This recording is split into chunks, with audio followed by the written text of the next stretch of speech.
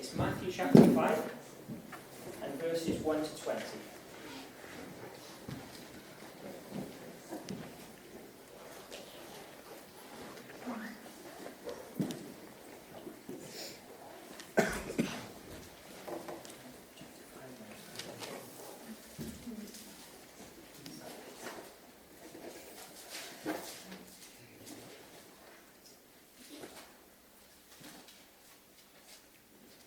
And seeing the multitudes, he went up on a mountain, and when he was seated, his disciples came to him. Then he opened his mouth and taught them, saying, Blessed are the poor in spirit, for theirs is the kingdom of heaven. Blessed are those who mourn, for they shall be comforted. Blessed are the meek, for they shall inherit the earth. Blessed are those who hunger and thirst for righteousness, for they shall be filled. Blessed are the merciful, for they shall obtain mercy. Blessed are the pure in heart, for they shall see God. Blessed are the peacemakers, for they shall be called the sons of God. Blessed are those who are persecuted for righteousness' sake, for theirs is the kingdom of heaven. Blessed are you when they revile and persecute you, and say all kinds of evil against you falsely for my sake. Rejoice and be exceedingly glad, for great is your reward in heaven. For so they persecuted the prophets who were before you. You are the salt of the earth. But if the salt loses its flavour, how shall it be seasoned? It is then good for nothing but to be thrown out and trampled underfoot by men. You are the light of the world. A city that is set on a hill cannot be hidden. Nor do they light a lamp and put it under a basket, but on a lampstand, and give it light to all who are those in the house. Let your light so shine before men, that they may see your good works and glorify your Father in heaven. Do not think I came to destroy the law or the prophets. I did not come to destroy, but to fulfill. For assuredly, I say to you, till heaven and earth pass away, one jot or one title will by no means pass from the law, till all is fulfilled. Whoever therefore breaks one of the least of these commandments, and teaches men so, shall be called least in the kingdom of heaven. Whoever does and teaches them, he shall be called great in the kingdom of heaven. For I say to you, unless your righteousness exceeds the righteousness of the scribes and Pharisees, you will by no means enter the kingdom of heaven. Well, this will be, God willing, the only occasion when I'll be doing something from the Sermon on the Mount on a Sunday night. What I was really intending to do, hoping to do, was to do a section in the morning on the Sermon on the Mount, and in the evening do something related to it, but relating to the cross. I wanted to do it like that. But these first two are closely linked. And I think if I do the Peacemaker in verse 9 tonight, it will help to get some idea of how we're going to progress over the coming weeks. So we're going to do the blessed are the peacemakers, for they shall be called the children of God. We've been looking at that tonight. But my original intention was just to have one in the morning and then a gospel sermon in the night. And hopefully next week, when Roger's convening, then hopefully that's what we'll be doing. I hope to look at the thief on the cross next week, to try and incorporate persecution or suffering, peace, and purity as well, so we can really cover some things there related on the cross. So there we are. Peacemakers. Peacemakers. And this morning we looked at the disciples, how they were to replicate some of the characteristics of Jesus. And I mentioned this morning that these attributes, these characteristics, are not to be divided severally. By that I mean not like the gifts of the Spirit. For instance, in a church there should be one with the gift of healing, one with the gift of tongues, or another with the gift of tongues, another with prophecy, word of knowledge. They shouldn't be all in one person. Shouldn't be. You're asking for trouble if you're going to try and get it into one person.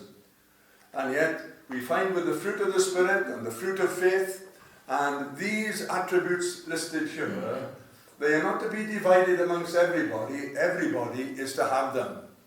And we're to show these reflections of Christ. And so, this Sermon on the Mount, as I mentioned this morning, we're told that Jesus was able to unfold the nature of God by his teaching.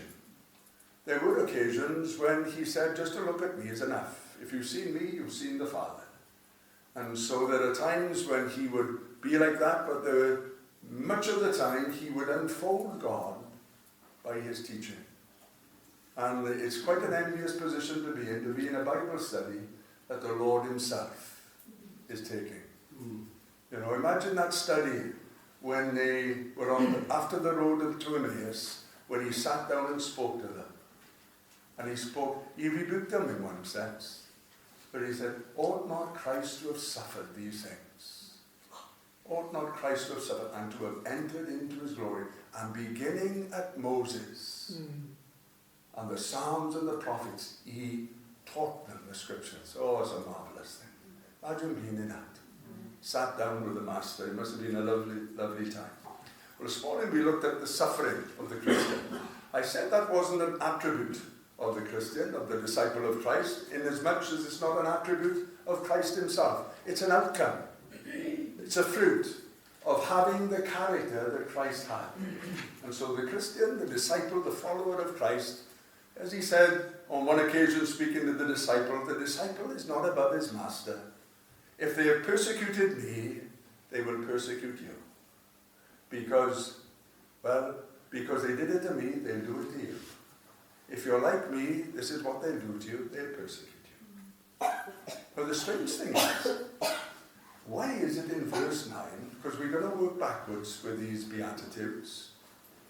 Verse 10 talks about persecution. Verse 9 talks about blessed are the peacemakers, for they are the children of God. Now, whenever I've thought of this verse, I've always thought of a situation where, for instance, you might find a husband and a wife arguing. Perhaps it's got physical. And you've heard of people that have gone to intervene to try and bring peace. And the two of them have turned on the person that's trying to help them. Husband and wife. And that's the way I've always looked at this. I thought, do you want to drop a water though?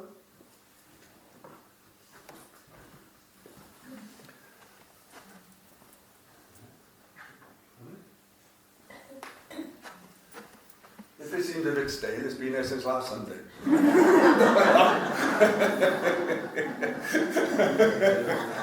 No.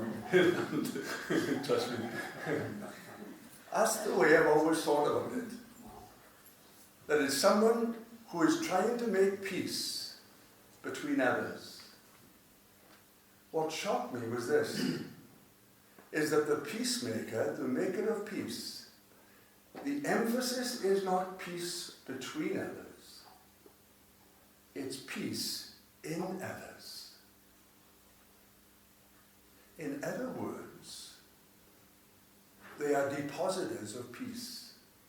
A word we would use for them, they are soul winners.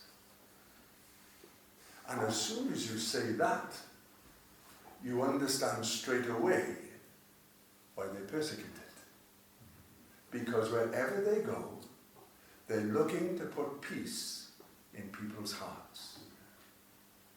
Blessed, oh how happy, how fortunate, how much to be envied. For the one that's looking on, that's the way the Amplified looks at it, much to be envied. Remember Balaam? Oh, that my last end might be like his. Looking at the children of Israel. And then I think the best rendering for the term blessed is satisfied. Satisfied. Granville always said that the sweetest feeling is to lead a soul to Christ. The number of times I heard him say it to me, in the little paint cabin that he had, or if we were in the car, nothing like it, man. An answered prayer comes here, but to lead a soul to Christ, there's nothing better. To deposit peace into a person's heart. To make peace. Are you a peacemaker or a peace breaker? But a sobering question, are you a peacemaker or are you a peace breaker? And so I just want to look. You see, I've never been able to see a connection between those first 10 verses and the rest of the Sermon on the Mount. It just never made sense to me. I I could never work out what he was speaking about. And yet, when you just slow down and do what I suppose every part in you says, well, don't do it like that. Because when Mr. Lloyd Jones looks at this, he always goes verse 1 through to verse 10, and then breaks it up, say from 12 or 11 through to 48 in various sections. David Pawson does the same. John Stott does the same. Their books do the same. Their sermons do the same. They all do the same. But just looking at it, we work from the last commandment or the last exhortation, blessed are those that are persecuted for the sake of righteousness.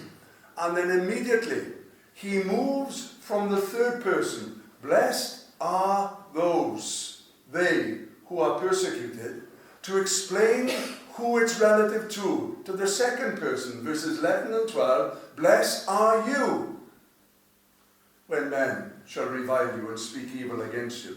And so if we take the same principle and just work back now and work forward in the sermon. So in the reading that Joseph kindly took for me, we find there that he read not only from verses 1 to 12 where we went this morning, but he went through to verse 20. And in specific, I asked him for that. Because watch what he says about the peacemaker.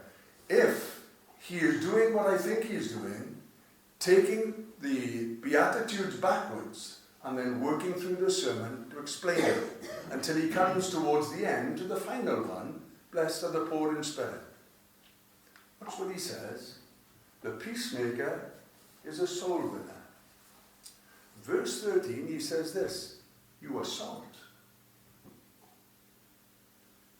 Verse 14 says, you are the light of the world.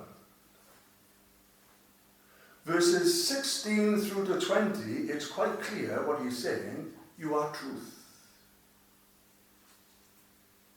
And so with the peacemaker here, we have Jesus using ideas, thoughts, that are able to tell us what the peacemaker actually does.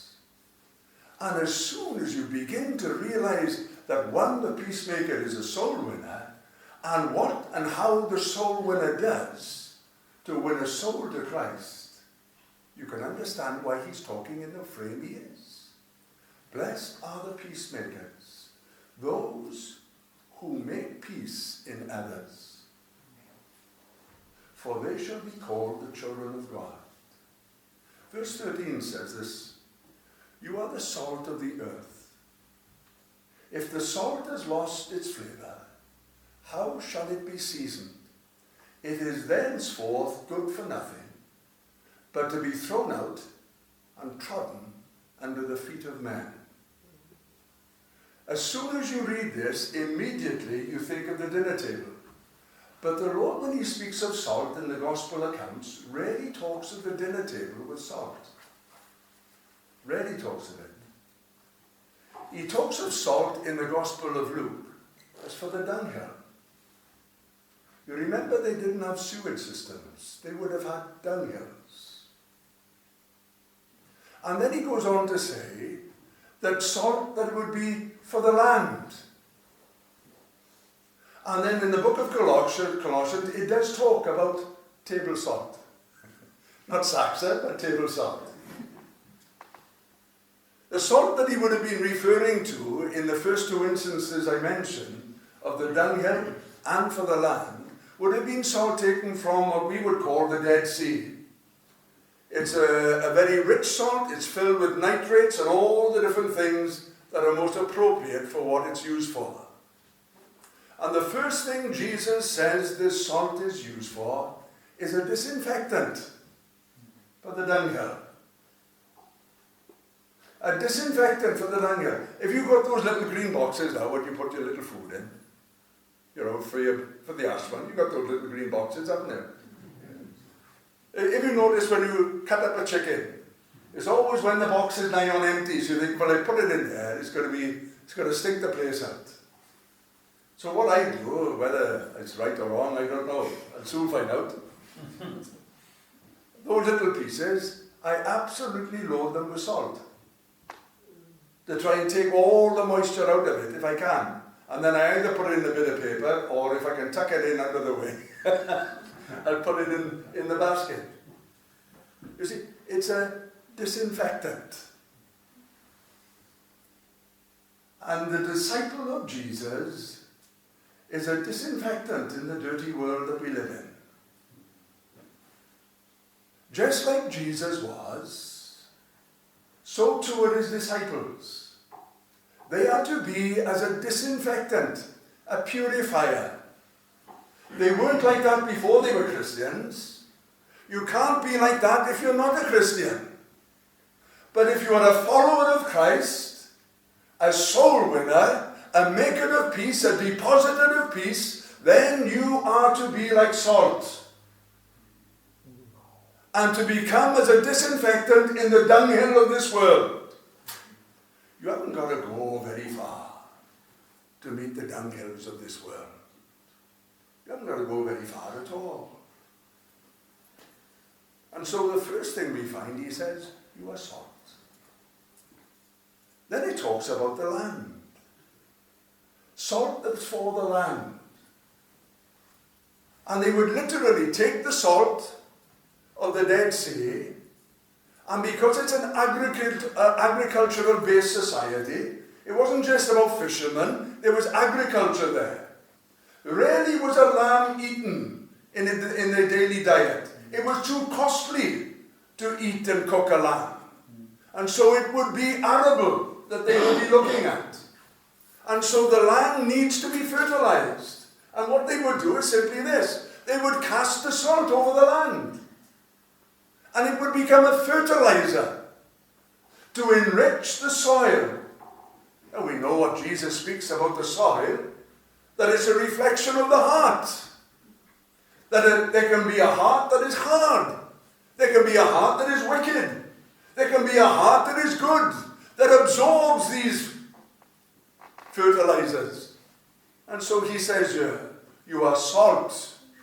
You're good for the dunghill. And you're good for the land. He rarely talks about salt at the table, but Paul does. Notice how Paul uses it. This is what he says in Colossians. Walk in wisdom to those outside. Outside the church. Not outside the walls, but outside of Christ. Walk in wisdom to those outside. Redeeming the time. And let your speech be seasoned with salt, that you may be able to give an answer to each one. You see what he's saying? Let your speech be seasoned with grace and with salt, that you may be able to give an answer to each and every one that would ask a question of you concerning becoming a follower of Christ. You see, I'm trying to cut back on salt. Every now and again, I've got that little bit of an Achilles heel. Can you eat a tomato without a shovel load of salt? You can't really, can you?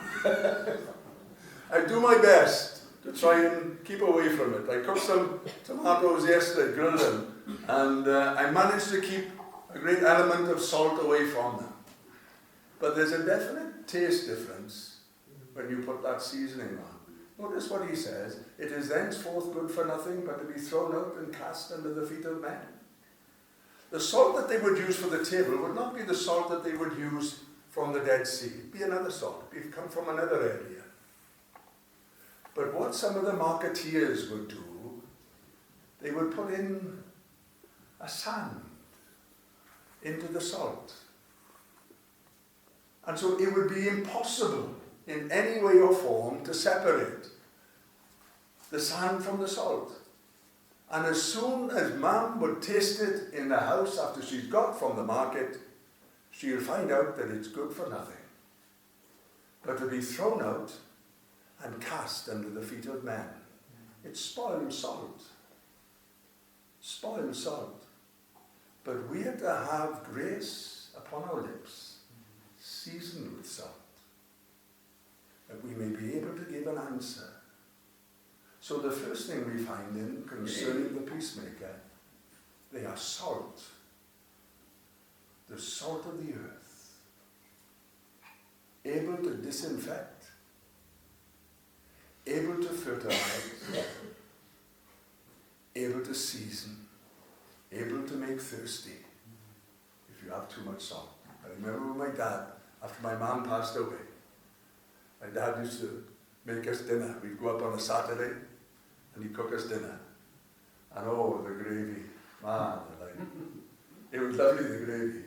But honestly, the boys, we'd go home and we'd take 2 bottles of lemonade with us. We'd have to salt. It's probably the worst thing we could have drunk. But he used to pile the stuff in, you know. I would say, Dad, I got a heart condition. What you doing? I do you good, do you good. But he never did get the idea of a salt-free dinner. The next thing he says is this, you're light. He says an amazing thing. If you think he turned on and said in John's Gospel, I am the light of the world. Now he says concerning the disciples, you are the light of the world. You are the light of the world. A city that is set on a hill cannot be hidden. And so he goes on to say that the light that you are is not to be under a basket hidden away, but the basket is to be taken off if someone's put a basket over the top of it.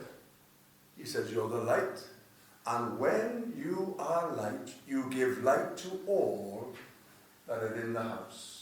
You illuminate. You illuminate. It's a lovely verse in Matthew 4, isn't it? Where he talks about Jesus and his coming into Galilee. John had just died, and he now comes to fulfill his ministry in Galilee. See what it says. The people who sat in darkness saw a great light. Glasses. I'm putting an order in for bifocals. You'll be pleased with that. Those who sat in the region and shadow of death, light has dawned or sprung up. And then it says this, from that time, Jesus began to preach, repent, for the kingdom of heaven is at hand. Can you see what he's doing? Can you see the way he's working? You see, the next attribute is blessed are the pure in heart. Have a look from verse 21 onwards, what they're talking about. It just seems, as soon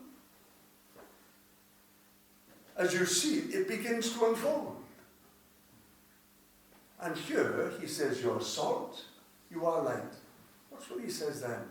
Let your light so shine before men that they may see your good works and glorify your Father which is in heaven.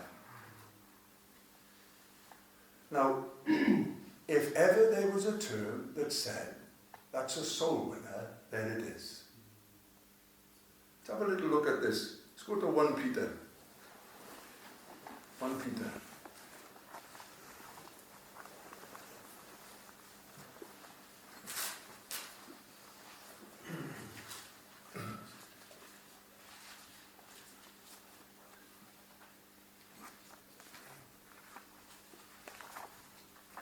In verse 18, it says, servants, be submissive to your masters. In chapter 3, verse 1, or chapter 2, verse 18, it says, servants, be submissive to your masters. Wives, be submissive to your husbands. Then it goes on to say at the end, be submissive, each of you, be submissive to one another. But watch this, what he does now. Watch what the wife is supposed to do. Wives, likewise, be submissive to your own husbands, that even if some do not obey the word, they without a word may be won by the conduct of their wives, when they observe your chaste conduct accompanied by fear. Let your light so shine before men, that they may see your good works and glorify your Father which is in heaven. Let's have a little bit, look a little bit further on. Verse 13 of chapter 3. Going on from what we looked at this morning, the suffering, the persecution. Who is he who will harm you if you become followers of what is good? Even if you should suffer for the sake of righteousness, you are blessed. Do not be afraid of their threats, nor be troubled, but sanctify the Lord God in your hearts, and always be ready to give a defense to everyone who asks you a reason for the hope that is in you, with meekness and fear, having a good conscience, that when they defame you as evildoers, those who revile your good conduct in Christ might be ashamed. For it is better, if the will of God is so, to suffer for doing good than for doing evil. It's the combination of both there, isn't it? Suffering and being a light, and being a witness. So you are light and you are salt. You're to illuminate. Illuminate. Often I wondered, on the occasions when Jesus spoke concerning light, when he, in John 1 and in John 10 and in John 8 and in John 9, he talks about light. His people are to be a people of light, of illumination, that is able to penetrate the darkness so that all that are in the house might be illuminated. And the light goes out. There we are. Then he goes on to say, let's go back to Matthew 5, sorry. And we'll come to a close.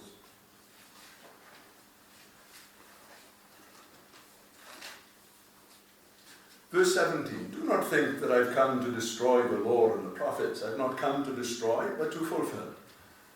Surely I say to you, till heaven and earth pass away, one jot or one tittle will by no means pass from the law till all is fulfilled. Watch what he says now. Think of that phrase of salt that has lost its flavour.